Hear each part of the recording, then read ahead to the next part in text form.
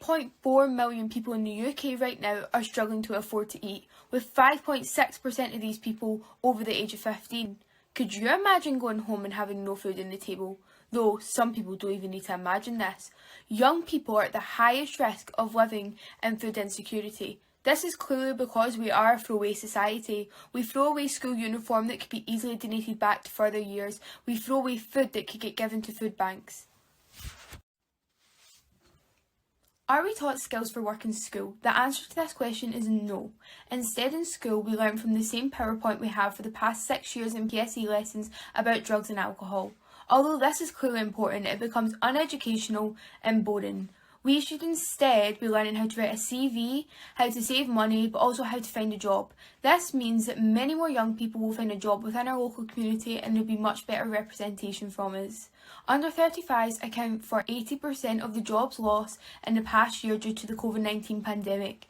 And by teaching young people in schools how to find a job, we would have a much greater amount of young people working and earning a wage. In light of recent news stories, many became more aware of women being injected, which is another form of spiking.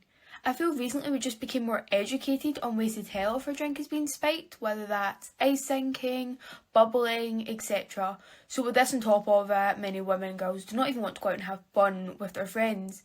I think to solve this, have more security, whether that's bodyguards keeping a closer eye or even searching bags before entering a pub, bar or club. We also should have more staff walking about if anyone wants to raise a concern. Maybe even put extra funding into places like these to add plastic lids on top of the drinks, which would be a much safer alternative for women and girls. This might be pricey, but I think many wouldn't mind paying an extra 50p if it meant it benefited others.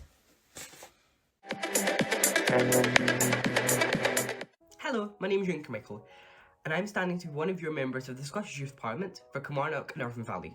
Today I'd like to explain to you some of my key policies and why I hope you can vote for me in the upcoming MSYP elections.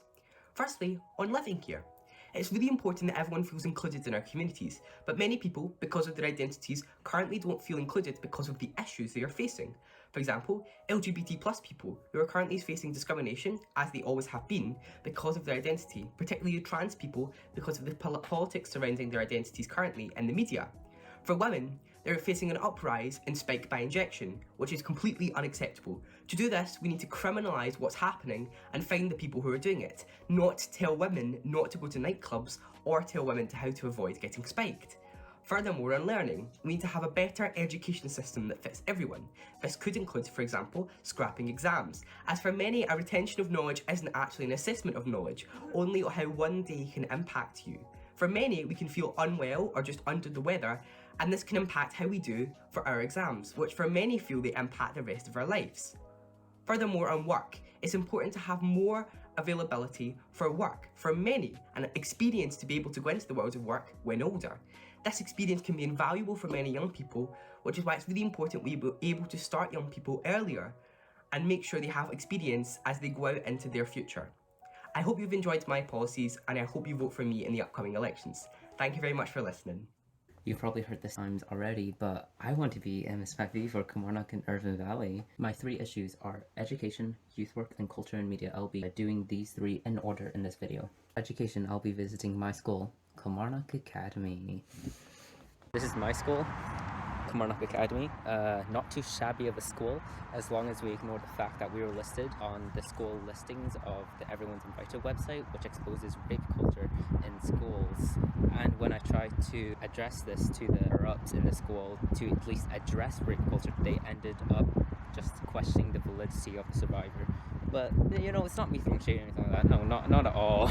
Aside from my vendetta against my own school, the education system and the pupils within it can benefit with an open book assessment system where we improve analytical behaviour of students. That is why I believe open book assessments are far more superior than closed book assessment. For youth work, I'll be going to Dean Park. How I see youth work, it's a guide to who you are going to be in the future, where you are a sample right now, and this youth work puts a guard around you, a guide, and supports you through that process, promotes stability with knowledge on the subject you're interested in.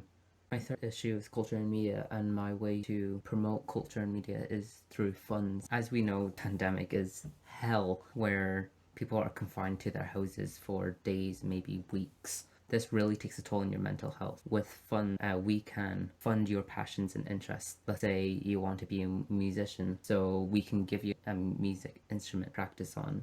This promotes mental health, promote your interest in a passion that can lead to a job. If you also want to see a longer video, there's one on my channel. If you check out my Twitter, I hope you vote for me for the upcoming elections. I would cry if you put me at third place. Yeah, I would cry in a corner.